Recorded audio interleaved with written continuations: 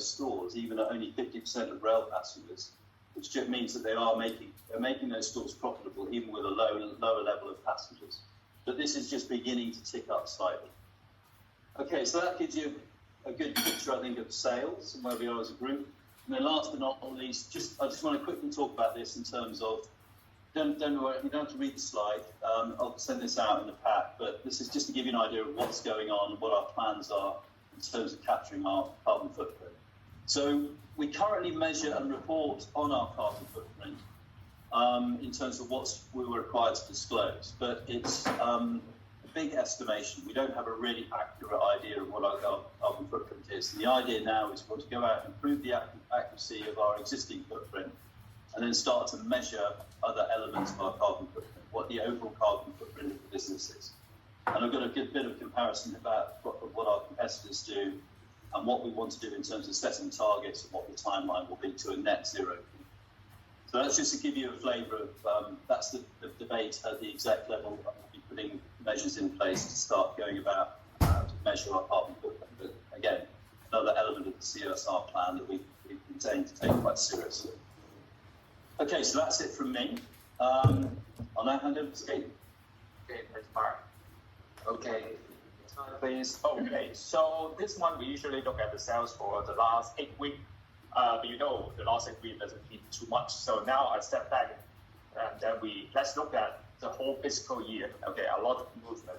So if you see the graph, okay, from the left-hand side is the overall Asia Pac, starting from A1, that is last October. Okay, we start our Q1 kind of around 3 million plus. Okay, 3 million plus. At that moment is kind of the domestic market like China and Thailand are doing pretty well. Number of cases is quite low. So between that country, the travel is quite strong. And now Australia also coming up in December. So on the right-hand side, you can see the big three country, but maybe it's too small for you, it doesn't matter. So then after the December, in the January, then we have some outbreak here and there, China and also the other country to start to drop till P5. So P5 is one of our lowest point at that time. I was thinking that should be the bottom level. However, now it's even lower. And then after that, then it goes up again in March and then April due to Easter holiday, and then kind of the COVID is coming down a little bit. It goes up. And then we come to May, it's still some holiday in China, I think. So after that, then we see some kind of decline in sales again. So now where we are is P11. Today is the last day of P11. The total sales estimated here, it is our Q3, so that is kind of forecast, which is 1 million. So we should be able to hit that. Last 2 days, 3 days, the sales is going up a little bit. So it's around 40K a day.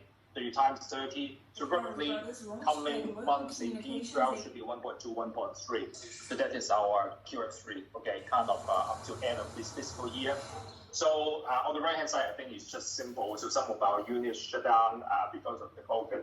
So what we would like to highlight is we're doing quite well on the controlling of the opening and close of the unit. Because when you see the numbers, when the sales go up and down, actually the number of units go up and down together. Never see a cases that while sales is quite low, but at the same time we open a lot of units. That would not be the case, because I think everyone in your country, you have your team looking at all the sales on a weekly basis. So whenever you see some kind of sales declining together with the situation, then you will take the decision on whether we should keep or close. Never be an easy decision, because you need to think about labor, think about the inventory, and think about whether you have the subsidy, etc. So a lot of consideration you need to take in your mind. Time is also another constraint. So thanks very much for that. Okay, so in Q3, basically we hit our target with group around the EBITDA drop of 20%.